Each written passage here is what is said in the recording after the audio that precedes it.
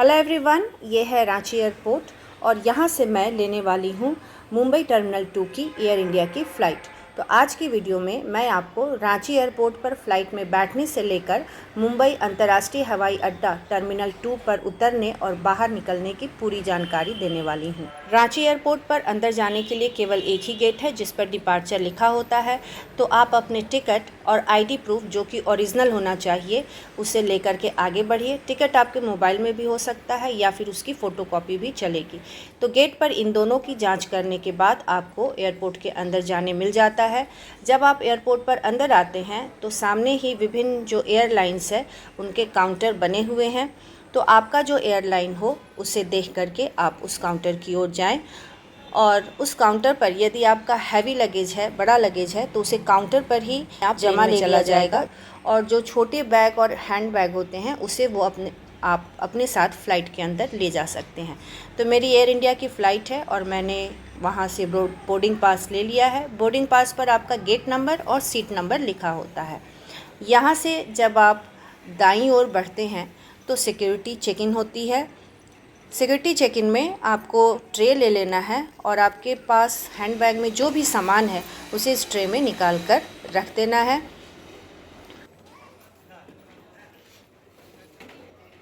यहाँ से हमें अपने गेट नंबर के अनुसार आगे बढ़ना है। जगह जगह गेट नंबर की जानकारी दी रहती है। मेरा गेट नंबर 6 है तो मैं जा रही हूँ गेट नंबर 6 की ओर, जो कि ऊपर लिखा हुआ है। इस प्रकार एयरपोर्ट पर जो भी महत्वपूर्ण जानकारी है वो दी रहती है, आपको उसे देखते हुए आगे बढ़ते जाना है। तो अब मैं जा रही हूँ ऊपर गेट नंबर 6 की ओर।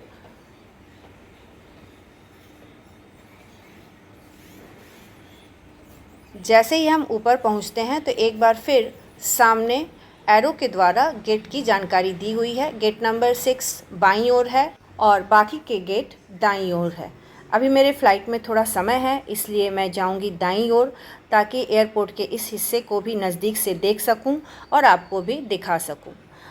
तो जब आप आगे बढ़ते हैं तो जो गेट है, गेट के सामने यात्रियों के बैठने की भी व्यवस्था की रहती है और एयरपोर्ट के इसी हिस्से में आपको वॉशरूम, फूड स्टॉल और दूसरे चीज़ों के भी स्टॉल मिल जाते हैं जहाँ की आप रिफ़्रेशमेंट ले सकते हैं। एयरपोर्ट के इस हिस्से को घूमने के बाद अब मैं वापस जा रही हूँ अपने गेट नंबर 6 की ओर, जहाँ से मुझे फ़्लाइट में एंट्री मिलेगी। मेरी फ़्लाइट सुबह 8:45 की है, तो उससे आधे घंटे पहले जो है वो बोर्डिंग स्टार्ट होगी और ये है गेट नंबर 6 जहाँ से कि हम अंदर फ़्लाइट के लिए जाएंगे। फ़िलहाल अभी उसमें टाइम है और मैं सुबह घर से 4 बजे ही निकली थी और कुछ मैंने नाश्ता नहीं किया है, इसलिए पहले मैं यहाँ कुछ खाऊंगी और उसके बाद मैं भी बाकी यात्रियों के साथ अपने फ़्लाइट का वेट करूँगी। मुंबई जाने वाले सारे यात्री यहाँ गेट नंबर 6 के सामने आ चुके हैं। थोड़ी ही देर में बोर्डिंग शुरू होने वाली है।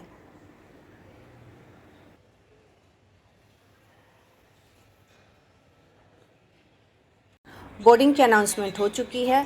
अब सभी यात्री अपने अपने बोर्डिंग पास के साथ लाइन लगाकर खड़े हो गए हैं और बोर्डिंग पास के स्कैनिंग के बाद यात्रियों को इस गेट से अंदर जाने दिया जाता है। तो इस तरह से बोर्डिंग पास स्कैन करने के बाद हम इस गेट से अंदर आ जाते हैं और अंदर आने के बाद फ़्लाइट में बैठने जाने का एक ही रास्ता होता है, बस आपको उसको फॉलो करते जाना है तो आप फ़्लाइट के गेट तक पहुंच जाएंगे।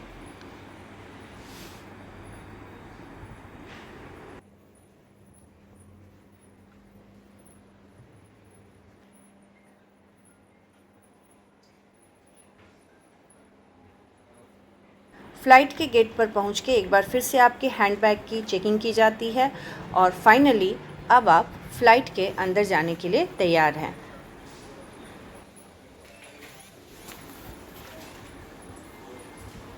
फ़्लाइट के गेट पर एक बार फिर आपके बोर्डिंग पास की स्कैनिंग की जाती है और थोड़ी ही देर में आप फ़्लाइट के अंदर होते हैं।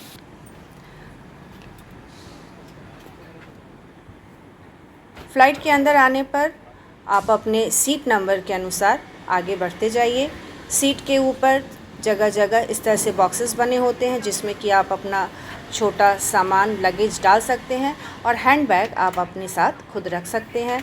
तो मेरा है सीट नंबर 15F जो कि विंडो सीट है और मैं अपनी सीट पर बैठ चुकी हूँ।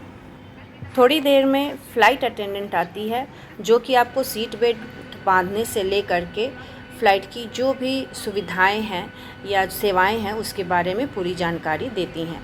तो सारे जो औपचारिकता है उसको पूरी करने के बाद फ़्लाइट जो है अब वो उड़ने के लिए तैयार है।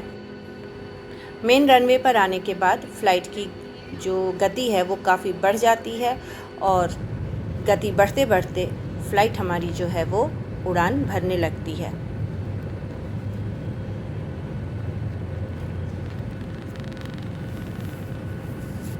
तो हमारी फ़्लाइट अब टेक ऑफ कर चुकी है और यहाँ से लगभग हमें 2 घंटे का समय लगेगा मुंबई टर्मिनल 2 एयरपोर्ट पहुँचने के लिए। फ़्लाइट में बैठने के दौरान अगर आपको कोई भी समस्या हो तो आपके सीट के पास बटन होता है, उस बटन को दबाकर आप एयर होस्टेस या जो फ़्लाइट अटेंडेंट है उनको बुला सकते हैं और अपनी समस्या के बारे में उसे बता सकते हैं।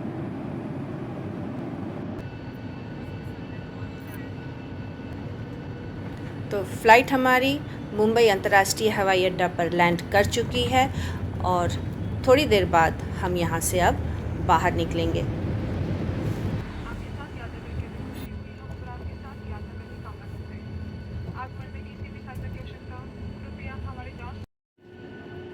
ये है मुंबई अंतर्राष्ट्रीय हवाई अड्डा जिसे मुंबई टर्मिनल 2 भी कहते हैं।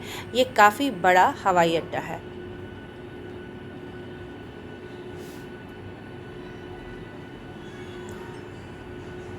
फ़्लाइट के रुकने पर आप अपने जो सामान है बॉक्सेस में रखा हुआ है आप उसे निकाल लें और धीरे धीरे करके फ़्लाइट की गेट की ओर बढ़ें।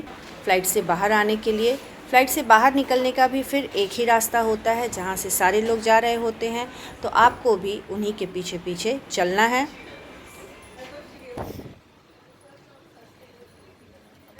मुंबई टर्मिनल 2 जो एयरपोर्ट है ये काफ़ी बड़ा एयरपोर्ट है, इसलिए यहाँ से निकलने के लिए आपको काफ़ी लंबी दूरी चलनी पड़ती है।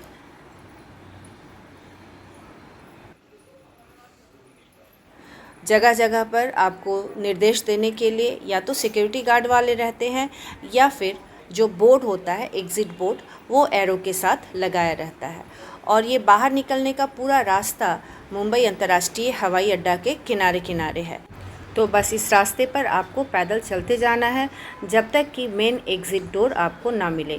अगर आप पैदल चलते चलते थक जाते हो तो आप इस तरह से इस स्वचालित मशीन पर खड़े हो जाइए, ये अपने आप आपको दूसरे सिरे तक पहुंचा देती है। इसके अलावा यहाँ आपको जो गाड़ी होती है मूविंग व्हीकल और व्हील चेयर इसकी भी व्यवस्था है अगर कोई बूढ़े लोग हैं तो। मुंबई एयरपोर्ट से बाहर निकलने का जो रास्ता है वो काफ़ी लंबा है, इसलिए आपको चलते जाना है। कभी भी ये सोचकर कंफ्यूज नहीं होना है कि कहीं हम दूसरे रास्ते की ओर तो नहीं बढ़ गए हैं। आपको बस पैदल चलते जाना है।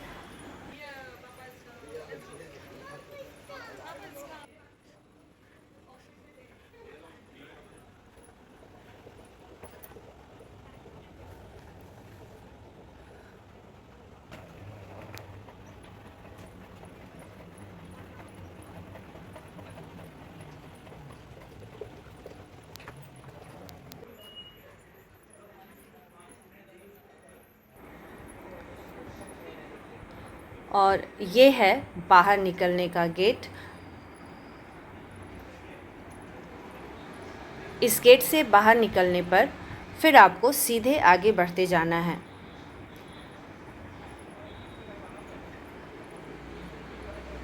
सीधे आगे बढ़ने पर इस तरह से ये कन्वेयर बेल्ट होते हैं जिस पर कि आपका जो हैवी लगेज जिसको आपने काउंटर पर दिया था फ़्लाइट में डालने के लिए वो लगेज आपको यहाँ इस कन्वेयर बेल्ट पर मिलता है। और फ़्लाइट में इसकी अनाउंसमेंट कर दी जाती है कि कितने नंबर के कन्वेयर बेल्ट पर आपकी जो लगेज है वो आने वाली है। तो इस तरह से आप अपना पिलर नंबर पर देख करके उसके अनुसार अपना सामान यहाँ से ले सकते हैं। सामान लेने के बाद आपको फिर एक बार दाईं ओर आगे बढ़ते जाना है और साथ ही साथ ऊपर एग्ज़िट का लिखा रहता है एरो दे करके किधर आपको बढ़ना है, तो उसे देखते हुए आपको बस आगे बढ़ते जाना है।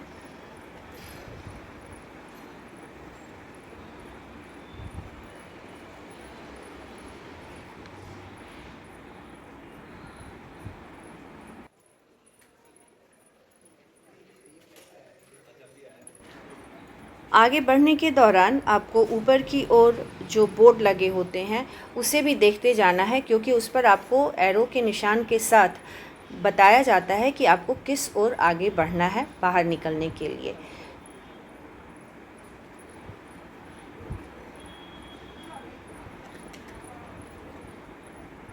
तो सामने ये फिर एक बोर्ड हमें दिखाई दे रहा है जिस पर एग्ज़िट लिखा हुआ है और एरो दाएं तरफ दिया हुआ है। इस गेट से बाहर निकलने के बाद फिर आपको सीधा आगे बढ़ते जाना है।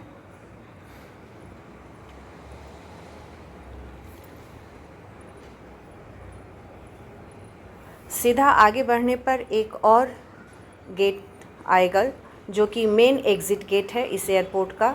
इस गेट से बाहर निकलने के बाद आप पूरी तरह से एयरपोर्ट के बाहर आ जाते हैं।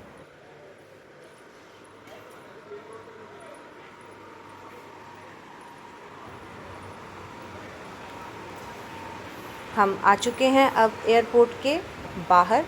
बाहर निकलते ही सामने जो लोग अपने घर वालों को लेने आए होते हैं या अपने दोस्तों को लेने आए होते हैं वे खड़े होते हैं, इंतज़ार कर रहे होते हैं। आपको यदि कैब करना हो तो बाईं ओर सीधे आगे बढ़ते जाइए। विभिन्न कैब कंपनियों की सुविधा वहां आपको मिल जाती है।